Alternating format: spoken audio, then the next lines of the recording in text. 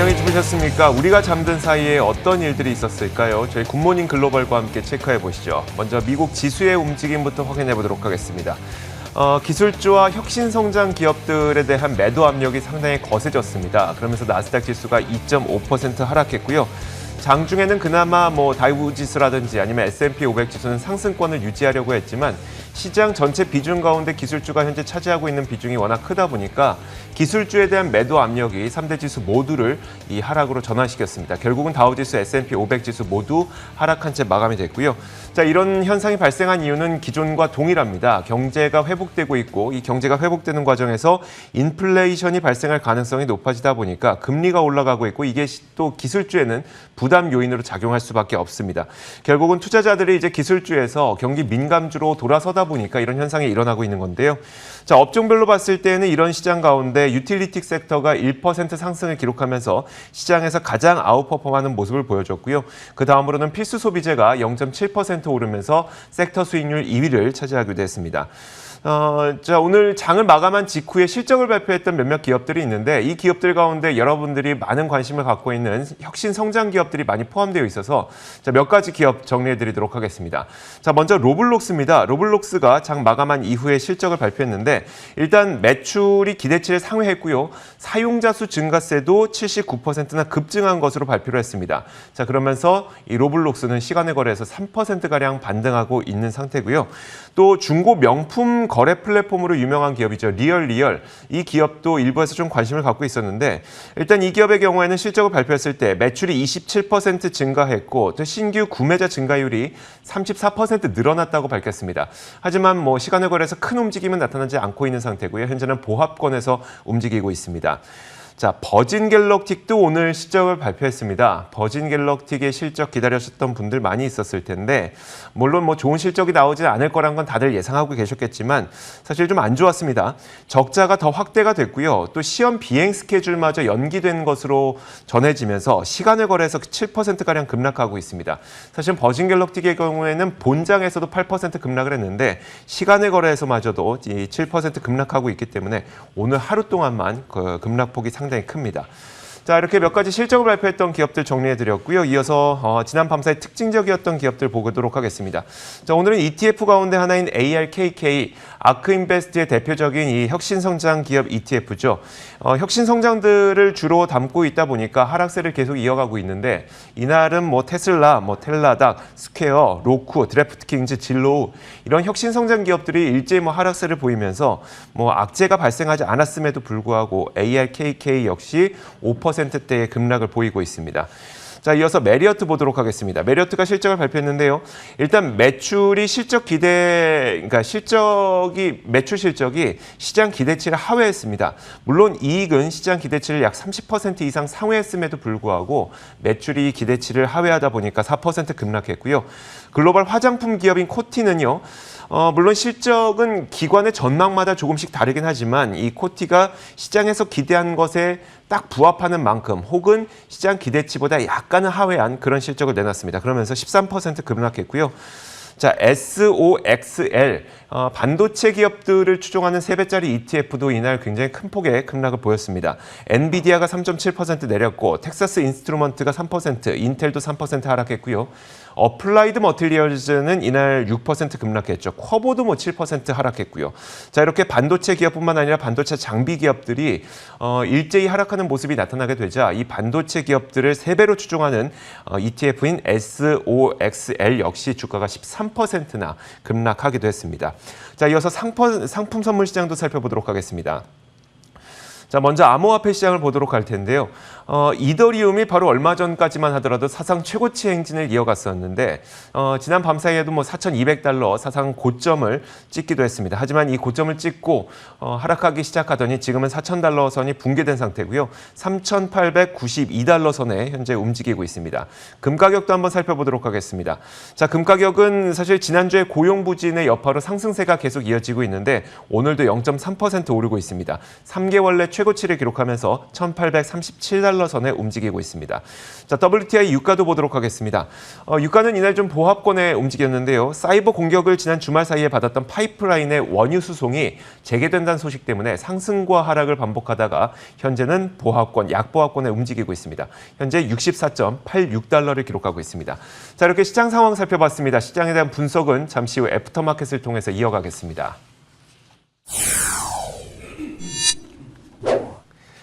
자, 먼저 미국 증시에 어떤 일들이 있었는지 애프터마켓을 통해서 알아보도록 하겠습니다. 로제타 투자자문 US 백조스탁 운용본부 최진석 본부장 함께하겠습니다. 어서 오세요. 안녕하십니까? 네, 안녕하세요. 자, 먼저 첫 번째 키워드부터 공개하도록 하겠습니다. 첫 번째 키워드는 바로 이겁니다. 자, 이번 첫 번째 키워드 이제 나올 텐데요. 바로 인플레이션 공포죠. 지금 메이시스라는 백화점의 그림과 카드의 그림이 나온 것으로 봤을 때 일단 소비는 굉장히 좋아지고 있는 것 같은데 소비가 워낙 증진되다 보니까 또 인플레이션의 공포가 시장을 좀 짓누르고 있나 봐요. 저희가 얼마 전까지만 하더라도 D의 공포라고 해가지고 디플레이션의 공포다 이런 얘기를 그렇죠. 좀 많이 했잖아요. 근데 오늘 같은 경우에도 리플레이션 트레이드가 바로 좀 부활을 했습니다. 그 기저에는 최근에 나왔던 이 미국의 4월 고용지표가 부진했음에도 불구하고 빠르게 경기가 회복될 것이다. 그러면서 인플레이션이 가속화될 것이다라는 공포감이 작용을 했는데요. 실제로 뉴욕 연방은행의 4월 조사에 따르면은 미국인들의 향후 1년간의 이 기대 인플레이션율이 3.4%로 지난 2013년 9월 이후에 최고치를 기록했다고 합니다. 미국인들은 특히 주택 구매라든지 렌트, 대학 교육 등의 분야에서 물가 상승을 가파르게 예상하고 있는 것으로 나타났고요. 주유비에 대한 상승 기대는 다만 이 소폭 꺾인 것으로 나타나기도 했습니다. CNBC에서는 전문가들 역시도 이 경제 정상화 과정에서 인플레이션의 일부 반등은 필연적이라고 말하고 있다는 점을 전했는데요. 참고로 이제 수요일에 인플레이션 지표가 발표가 되죠. 시장은 일단 4월에 미국의 CPI, 소비자 물가 지수가 전월 대비로 0.2% 상승하면서 완만한 상승 곡선을 그릴 것으로 예상을 하고 있습니다. 지표만 놓고 봤을 때는 그렇게 막 문제가 될 것 같지는 않은데 일단 사람들 심리 속에서, 그러니까 마음 속에서 인플레이션이 크게 나타나면 어쩌지라는 불안감이 좀 증시에 악영향을 주고 있는 건가 보네요. 그렇습니다. 좀 증시의 뇌관으로 작용할 네네. 것이다 이런 공포감이 좀 엄습하고 있는 상황인데 이 뱅크 오브 아메리카에서 실시를 하는 펀드 매니저 대상 조사에서도 가파른 인플레이션과 그리고 이에 따른 긴축 발작을 최대 리스크로 꼽은 바가 있었죠. 그리고 4월에 동일한 이 조사에서도 그렇기 때문에 이런 리스크를 좀 감안해서 펀드 매니저들이 현금 비중을 좀 높이고 있다는 내용이 전해지기도 했습니다. 이처럼 이제 인플레이션에 대한 공포가 증시에 좀 뇌관으로 작용할 수 있을 것이다라는 경고 메시지도 좀 꾸준하게 나오고 있는데요. 최근에는 이 억만장자 헤지펀드 투자가인 빌 에크먼 같은 경우에도 인플레이션 가속화가 블랙스완 이벤트, 예상 가능하지 않지만은 굉장히 큰 영향을 줄 수 있는 이벤트가 될 수 있을 것이다라고 얘기를 했습니다. 그러면서 이런 인플레이션이 어떤 석 달이라든지 이런 단기간 내에서만 나타나는 것이 아니라 장기화, 지속 가능한 인플레이션이 나타날 것이고 이것이 큰 악재가 될 것이다라고 경고를 했습니다. 우리가 이제 인플레이션 우려를 좀 얘기를 할 때는 결국은 연준이 이에 따라서 긴축에 나설 것이다. 이런 이 전망과도 좀 결부가 되는 그런 상황인데요. 그렇죠. 관건은 이 연준도 일정 기간의 인플레이션 오버슈팅은 용인을 한다라고 얘기를 했습니다. 하지만은 에크먼의 지적처럼 지속 가능한 인플레이션이 나타났을 때는 또 시장에도 또 큰 영향, 통화 정책에도 영향을 줄 수 있는 그런 대목인데요. 일단 이날 이 찰스 에반스 시카고 연방은행 총재 같은 경우에는 인플레이션율이 2.5%로 올라와도 우려 수준은 아니다라고 얘기를 하면서 정책 변화 전에 물가가 급등해야 한다. 고용도 굉장히 좀 급증을 해야 한다라고 얘기를 하면서 다시 한번 좀 시장에 좀 불안을 잠재우기 위해 노력을 했는데 그 노력이 오늘 시장만큼은 좀 통하지는 않은 것 같습니다. 그러니까 지금은 약간 시장이 혼란스러워하고 있는 것 같아요. 일단 연준이라든지 아니면 그 연방은행 총재들은 이 정도 물가가 오르는 것 아니면 뭐 일시적으로 물가가 오르는 것 우리는 이거 용인할 수 있다. 우리가 지속적으로 얘기하지 않았느냐. 너무 걱정하지 마라 하고 있지만 시장에서는 그래도 인플레이션 발생하면 어쩔 수 없이 어떤 타이트한 긴축 정책을 써야 되는 것 아니야? 라는 불안감이 있나 보네요. 연준에서 이제 일정 기간의 인플레이션 오버슈팅을 용인하겠다라는 그 말의 근거는 장기간 동안 예를 들어서 연준의 이 목표치인 전년 대비해서 2%의 네. 인플레이션이 나타나지 않았다는 얘기죠. 그렇죠. 그래서 뭐 석 달간, 6개월간 2.5% 인플레이션이 나타난다고 하더라도 장기적으로는 이제 자신들의 목표치를 못 다다르는 거니까 그래도 인플레이션 공포가 나타날 정도는 아니다라고 얘기를 하는 건데 네. 근데 이제 말씀을 해주셨듯이 시장은 아직까지는 좀 불안한 그러니까요. 거죠. 왜냐하면은 연준도 일정 기간 우리가 용인을 하겠다. 어느 정도는 용인을 하겠다. 이렇게 좀 모호하게만 지금 그렇게 얘기를 한 상태이기 때문에 결국은 좀 시간이 좀 더 필요할 것 같습니다. 알겠습니다. 자, 이렇게 시장 현상이 지금 이렇다는 것을 좀 보여드렸고요. 이어서 두 번째 키워드 공개하도록 하겠습니다. 자, 두 번째 키워드는 바로 이겁니다. 자, 호재도 소용없다. 사실 그 왼편에 보면 이제 뭐 트레이드 데스크라고 하는 그 기업의 이름이 나타나 있고 그리고 옆에 보면은 상당히 좀 고민에 깊어 있는 어떤 투자자의 모습이 나타나고 있는데 사실 요즘 성장주들은 인플레이션 발생 가능성 때문에 여러 가지 호재가 있다고 하더라도 이 호재가 반영되기는커녕 오히려 주가가 하락하는 모습을 좀 보여주고 있는 것 같습니다. 그래서 그 현상을 좀 극명하게 보여준 게 지난 밤사이에 트레이드 데스크라는 기업인 것 같아서 그 내용을 한번 준비해봤는데 일단 트레이드 데스크는 클라우드 기반으로 데이터를 활용해서 최적화된 광고 솔루션을 제공하는 기술 기업입니다. 이것도 성장 기업 가운데 하나로 보면 될 것 같고요. 작년에는 뭐 주가 3배 가까운 급등을 보여줬었기 때문에 성장 기업으로 보시는 게 좋습니다. 자, 이 기업은 이날 일단 실적을 발표했는데 주당 순이익이 EPS가 전년 대비 60%나 올랐습니다. 그리고 시장 기대치 대비해서도 2배 가까운 서프라이즈를 기록한 것도 맞고요. 굉장히 좋은 실적을 기록했죠. 지금 보시는 것처럼. 그리고 다음 분기 가이던스도 시장 예상치를 상회했습니다. 여기에다가 10대 1의 주식 분할까지도 발표를 했어요.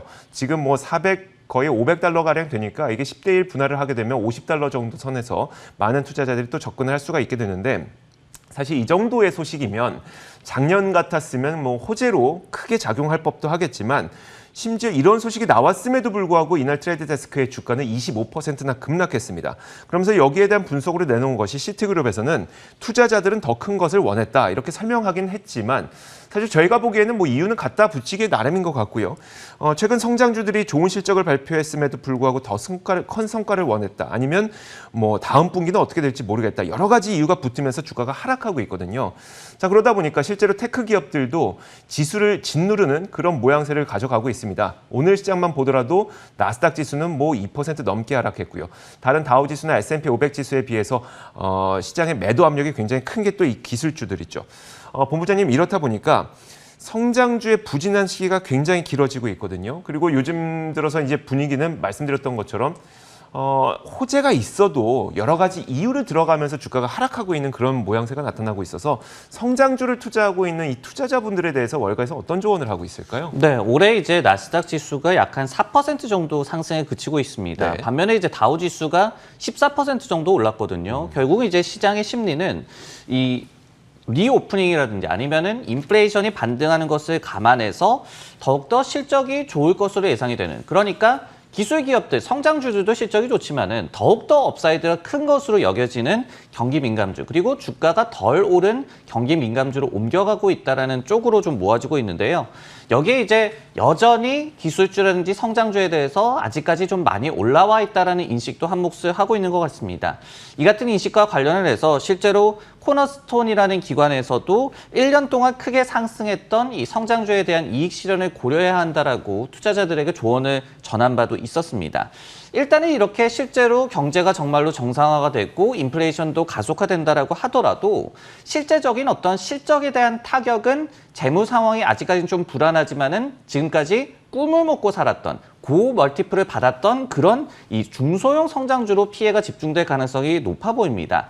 하지만은 심리적인 요인 때문에 메가캡들도 같이 좀 타격을 받고 있는 것인데요. 네. 이것과 관련해서 또 골드만삭스에서도 국채금리 상승이라든지 증세 이슈들을 고려할 때 메가캡도 언더퍼폼이 우려된다라고 얘기를 하면서 작년 11월에서 올해 3월까지도 국채금리가 상승하던 그 시기에 빵 주식에서 넷플릭스를 빼고 마이크로소프트를 넣은 그 종목들이 지수를 좀 언더퍼폼하는 흐름을 보였었다라고 또 경고를 하기도 했습니다. 그러니까 쉽게 이해하면 이런 건가요? 예를 들어 뭐 이제 극단적인 예를 들어서 뭐 버진 갤럭틱이 안 좋다 보니까 이게 뭐 애플이나 마이크로소프트에까지 영향을 주는 것 같다 이런 해석일까요? 맞습니다. 이제 금리가 올라가게 되고 유동성도 차츰차츰 이제 회수가 된다면은 말씀해 주셨던 아직까지 적자를 내고 있는 뭐 버진 갤럭시라든지 뭐 쇼피파이는 이익을 많이 내고 있지만은 네. 다른 뭐 다른 성장주들 맞습니다. 네, 텔라독이라든지 이런 네. 기업들이 타격을 받아야지 마땅한데 시장에서는 그 똑같이 뭐 애플이라든지 구글도 타격을 받을 것으로 좀 하나의 기술주를 묶다 보니까. 맞습니다. 생각을 하는 거죠. 근데 이제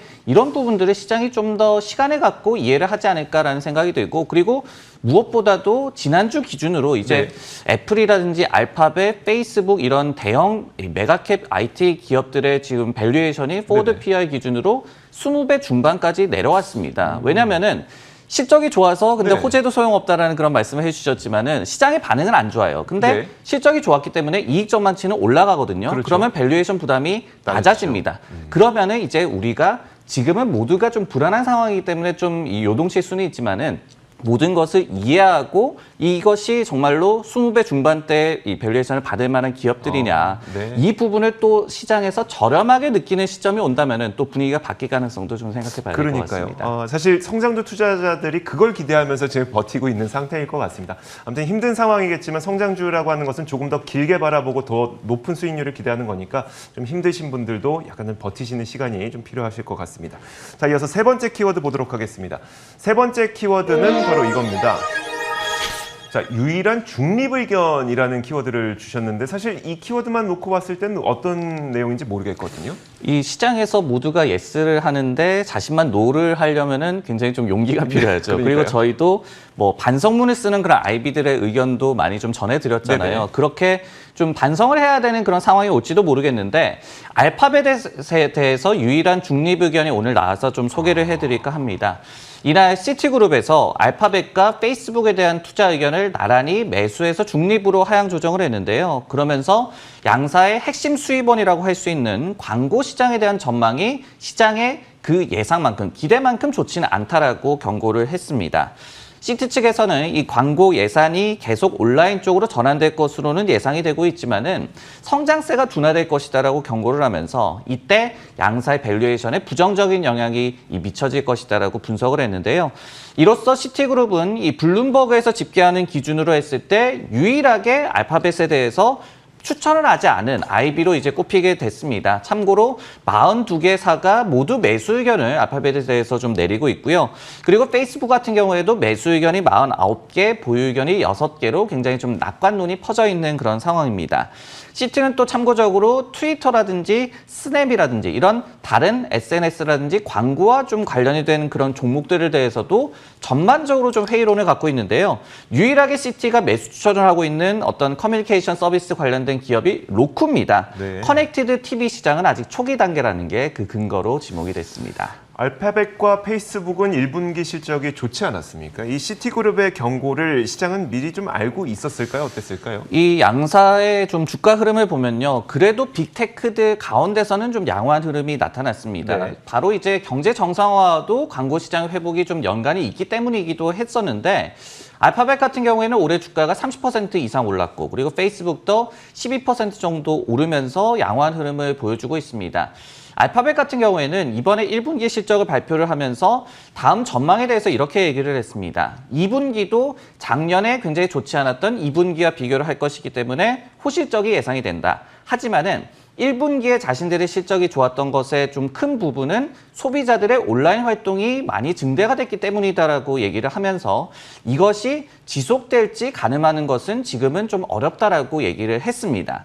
그리고 이제 페이스북 같은 경우에도 역시 2분기에 성장세가 최소한은 이 유지가 될 것으로 전망을 했거든요. 그러면서 1분기에 이 서프라이즈한 수준으로 나왔던 광고 단가 상승세가 올해 전반에 놓고 보더라도 이어질 것으로 예상을 했습니다. 하지만은 하반기에 어느 정도 좀 모멘텀이 둔화될 것은 좀 시사를 한 그런 상황이었거든요. 즉 전문가들의 대부분은 여전히 양사의 긍정적인 부분에 좀 초점을 맞추고 있다. 하지만은 시티그룹은 사측에서도 이번 실적 발표를 통해서 약간의 경계심을 나타낸 부분에 더욱더 집중을 하고 있다.